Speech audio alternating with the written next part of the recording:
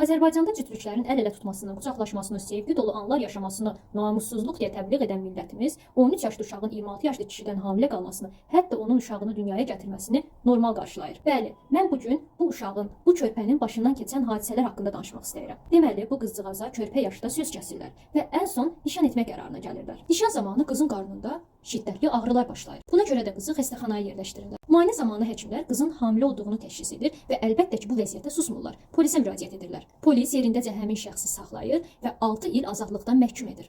Və şok. Valideynlər bu şəxsdən şikayətçi olmur. Ona görə də bu şəxsin cəzası yüngülləşdirilir. Əgər bir valideynçi oğlana "Arxayın ol, day qız sənindir" deyirsə, o qızın başına əlbəttə min cür oyuna çalırlar. Bu valideynlər etdikləri yanlış əməlin ifşalandığı üçün bunun cəzasını övladlarından kəsirlər və onu övladlıqdan rədd edirlər. Bəli, bu valideynlər bunu edib. Məncə, mənim fikrimcə, elə bir ailədə, elə bir valideynlərlə böyüyüb hədər olmaqdansa, yetim qalmaq ondan min dəfə yaxşıdır. Yaşadıkları travmaları azmış kimi öz günahlarını körpənin üstünə atırlar və günah keçisi belləyirlər. Bu məsələ ilə əlaqəli bir çox paylaşımlar gördüm və bir çox da rəylər oxudum. Və yenə məni şok etməyə bacardınız. Bəzilərinin bu hadisəni necə normallaşdırmasından mı danışım? Yoxsa elə sanki olması gərəkən buymuş kimi fikir bildirməsindən mi danışım? Yoxsa burada nə var axı rəylərindən mi bəhs edim bilmirəm. Ona görə də mən buralara bir yerə əlavə edəcəm bəzilərini. Siz özünüz baxarsınız. Psixologiya ilə maraqlanan bir şəxs olaraq bunu deyə bilərəm ki, insanlar nəyi görür, onu da göstərir. Azərbaycanda erkən yaşda evlənən bir çox insanlar olub və bunlar gələcəkdə öz balalarına da bunu tətbiq edirlər. Ona görə də ilk öncə özümüzü sağaltmalıyıq, özümüzü tərbiyə etməliyik. Fərqindəliyimiz olmalıdır. Gələcəkdə övladlarımızın rahat həyat yaşaması üçün susmamalıyıq.